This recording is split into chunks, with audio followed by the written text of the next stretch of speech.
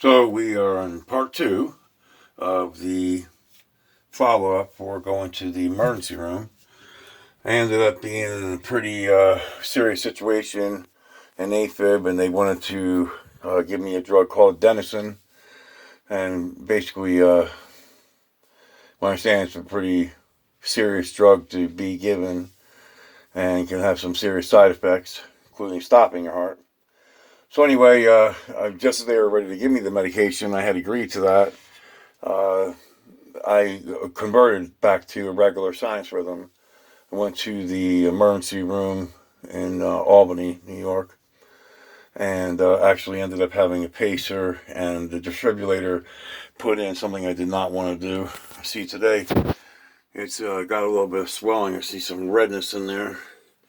I usually have a pretty decent pack, but you can see some of the water here, and water here had some challenges since Sunday with water retention and whatnot like that. A lot of nausea and things of that nature.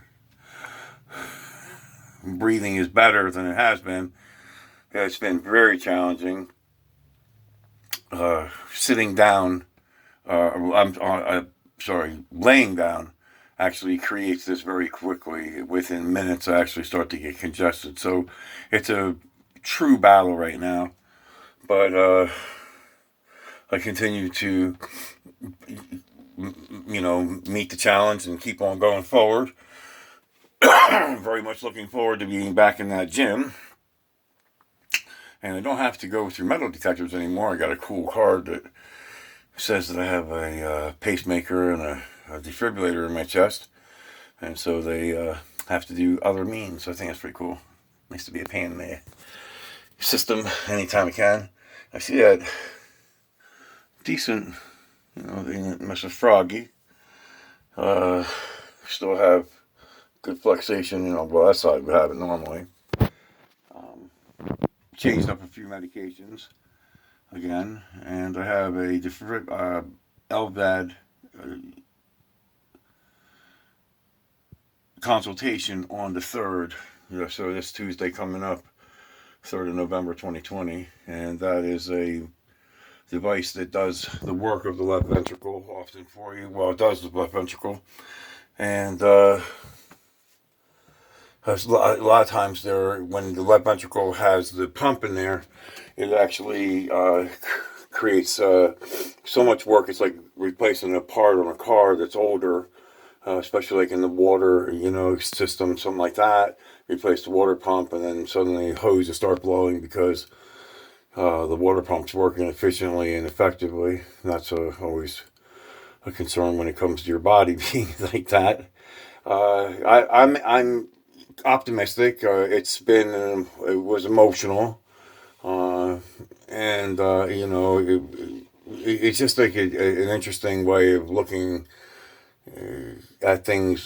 Suddenly you have a machine, a device in your body that is there to save your life, basically, not just pace you, but save your life. And a very interesting point. Literally, I was told that within 2 minutes of the pacer being actually turned on, it actually paced me out of severe ventricular tachycardia, which, leads to sudden cardiac death if not resolved, usually through ventricular fibrillation, where the heart beats so freaking fast, it's actually not even beating, it's just fluttering, basically, and no blood's getting to your brain, no blood's getting to anywhere. So, that's, very sobering. But I am always surprising the doctors and always rising to the occasion. It's, very challenging, but I'm doing it. One of the other things is that I like to address in this video is the war on people in pain. And that's the way I look at the war on opiates, because the 24 million people were affected by this war on opiates. And, without so much as even a month for many people, they were cut off of years-long pain medication. Many people committed suicide. Many people's marriages were destroyed, or stretched. It was already stretched out from dealing with continual narcotics and swings that happen from narcotics and benzos and different things like that. I don't think that narcotics are the only answer, but they certainly work.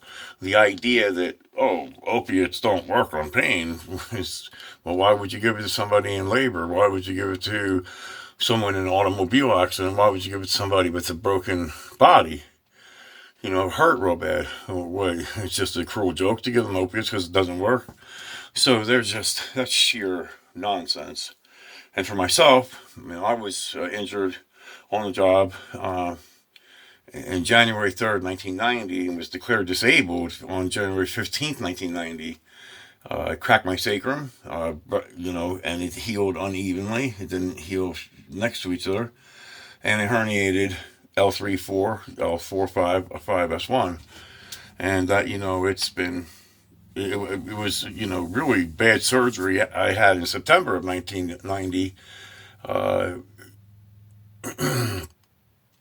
They stabbed into my L5 nerve root, and it created something called, adhesive arachnoiditis with the contrast agents that they used back then for a myelogram.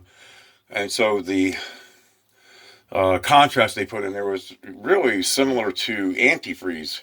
And so what happens is the meninge, the pia, and all this in the spine, where they're supposed to have free information flow and whatnot like this, you don't have that. You actually, it's I heard one time kind of explained like this: if you took super glue and took a pantyhose and glued it to a denim jean and then tried to remove it, surely the denim jean is going to, survive much better than the pantyhoses and any kind of fluctuation in the energy field or positioning is going to create pain out of nowhere. It also creates hyper anesthesia and hyper sensitivity. So you could maybe pull a pair of pants on and you feel like you're pulling on a pair of pants that are sandpaper on the inside. Or there can be times when you could injure yourself quite seriously and not even know it. Burns, broken toes, things of that nature. So, adhesive arachnoiditis it's rare, and it's real serious. It's like having concentrated fibromyalgia, if you will, in your spine, and then everything from there is a shit show. So there's more than just one issue that I've been dealing with. The heart issues and the lung issues and the stomach and the GERD and the sinus issues all stem from my September 11th first responder duties. Hence the name Sarge, Sergeant, Tartaglia. Anyway, so let's get back to the issue about drug pain control. If you have any kind of incident on your report on your body where you have used drugs or alcohol outside of the system giving it to you, now you're marked. It's very prejudicial. Medical prejudice, they call it, and it kills people from shame. I mean, kills people metaphorically speaking, and also literally speaking. There are several people millions of people who have killed themselves from pain. Pain, unrelenting, chronic, debilitating pain is quite maddening. And so for me, not only was this weekend and other times that I've been to the ER or something like that is precipitated and made worse by alcohol consumption. I use alcohol pretty regularly to combat pain. And that is actually destroying my heart also. So it's catch-22 because they have a legal substance, alcohol, that anybody can damn near get a hold of, even youngsters, which is a true problem. And you get to a point where you bathe in unicorn urine if you thought that it would be, if there was unicorns. Wait a minute, there's not. No, if you would do whatever you need to do, no matter how insane it might seem. And when you drink on a regular basis, like any kind of substance, it's going to take a toll on your body, not only physically, but also mentally, because the brain is affected and the body's ability to filter toxins becomes compromised. Through the liver, the kidneys, the heart, the lungs, gallbladder, pancreas. So the reason I say this is for full disclosure, and to share my uh, morbidities, additional problems, things that are life threatening, or they're diseases. And to one for the disclosure, but also the other, say if you know somebody in pain and they say to you that they're drinking or taking drugs that are not from a doctor, instead of being a dick to them, it would be really great if you try to be compassionate. I'm not saying it's easy to deal with someone in chronic pain at all. As a matter of fact, I know for a fact I'm a pain in the ass through and through. It's not because I enjoy being a pain in the ass. Your tolerance for bullshit goes way down. And even your own bullshit. You can't stand being in your own skin for 5 seconds. Even as I'm making this video with you, you can tell that I'm extremely uncomfortable trying to position myself. And then when you have any kind of drug, but in this case, speaking particularly about alcohol, and even at times, heroin. It's still a painkiller, and while that means that's not necessarily legal, you can only smoke so much pot, you can only eat so much pot, and so you get to a point of desperation, and so I'd like to take this moment to rally for people who not only are in pain, but someone who you love is in pain, and rally for you also, because it's without you, our lives would probably be dead. We'd probably ultimately end up killing ourselves. Uh, when you get to a point where you're as compromised, it's great to have muscles and all this. So and I look great, especially for my situation. I even have abs when I'm retaining water. I mean, I work. It's a battle every day. Uh, Again, that wears on you. And without the support that the people, especially in my wife,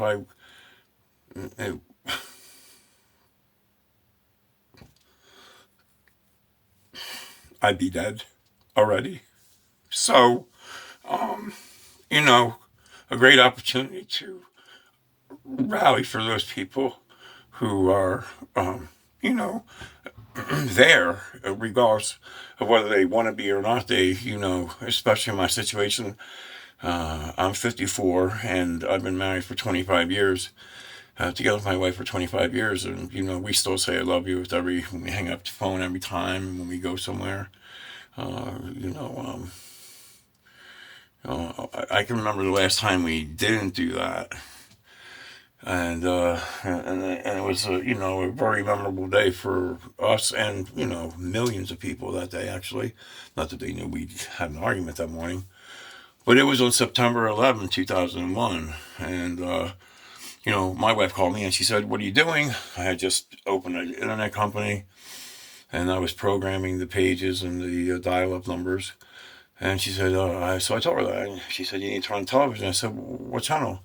She said, "I'm pretty sure it doesn't matter." And I, like everyone else, found out that there were some airplanes, or what seemed to be airplanes, crashing into, the World Trade Center. and then the second one. And as a first responder and search and rescue, I would be paged. And as we were talking, I was paged. So we've never walked out the door or hung up the phone without acknowledging our love for each other. And that's another opportunity for me to be able to say that for people, hey, always let the one people know that you love them, because you may not get a second chance. You may not get another opportunity. Shit does happen, and it happens frequently. Um, anyway, I plan to suffer through the confinements of the post-surgical, restrictions to not hurt myself more. Not supposed to put your hand, well, I'm demonstrating. You're not supposed to put your hand above your head, and not supposed to go like this, or, etc. And I loaded a dirt bike and a four-wheeler with somebody in the truck yesterday, and I paid for it. As a matter of fact, I was in the emergency room last night, yesterday for 7 hours, because my rhythm was in 230 or 180, 148. Again, just like you saw in the video from the other day. That was the other day, though. I didn't see the need to upload any other videos. Anyway, continuing to move forward with different diagnostics and different programs. Hopefully, I'll be able to get some things that you should have after you hit 50 as a man, for sure. Colonoscopy, scope and things like that. They're, unless it's actually life saving, most elective surgeries are off the table for me, because there's a great fear that I won't survive the surgery. I still have a 20% ejection fraction rate, actually 15 to 20% ejection fraction rate. And, with the pacer and the defibrillator, well, the defibrillator, that's emergency, CPR, shock rather, portable paramedic, I call it. But the pacer is to hopefully keep me from those high tachycardic and especially ventricular tachycardia, going into ventricular fibrillation. But I often go into afibrillation, even though I did have the ablation 2 years ago. It only can last, so it only can work so much in some people. And, we've exhausted a tremendous amount of medications. I believe that my lifestyle, the positive parts, have truly helped me become, something, maybe the next step, I call it. My father and I laugh about it, I'm not human anymore. I have taken anabolic steroids and androgenics for almost the duration of becoming aware of the heart failure and the dilated cardiomyopathy. When I was 39, I had been doing studies, how does a person take narcotics and be in tremendous pain and still be able to work out with low testosterone as a result of the narcotics, and all prescribed, for 28 years. And I found that the government was, and all kinds of different people, but there was a big government study about using testosterone and nandrolone decanate and testosterone cypionate, or a nanothate. I think a nanothete's better. It's longer acting. And ancillaries, tamoxifen to keep the estrogen levels down, and anastrozole, what you take it's a suicide inhibitor, and the tamoxifen, it gets the estrogen that gets by the inhibitors. And then, you're supposed to cycle off. Traditionally speaking, thought is you can cycle off and use Clomid or tamoxifen, and a selective estrogen reuptake modulator. And you're going to take HCG, human chorionic gonadotropin, and that kick starts. You might take Proberion, which is a great drug, even on cycle. You have to look into these things that I'm saying. Anything I say about drugs in any way, shape, or form is simply an expression of my experiences and my thoughts. They are not medical advice in any way, shape, or form, but I hope that you'll find some anecdotal information that will help you. I believe that the anabolic steroids and androgenics have actually been a game changer for me. Many people say, "Oh, they create heart damage. They, damage the kidneys, the heart, or the liver, gallbladder, all these different things." And I agree with that. If it's excessive and your body's not able to use those hormones and ancillaries.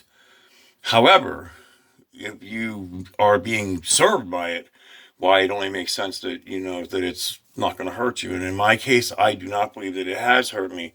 Might help me be an asshole sometimes, and that's good. That drive is actually good when it's focused, but don't have any mistake about it. You mix alcohol and anabolic androgenic steroids, that's a recipe for disaster. Especially the larger you get and the stronger you get, people are intimidated by you. If you're drunk and you're loud, they're more intimidated. And then there's just the person who wants to poke the bear, and it's not a really good recipe for relationships, jobs, encounters with law enforcement, or anything like that.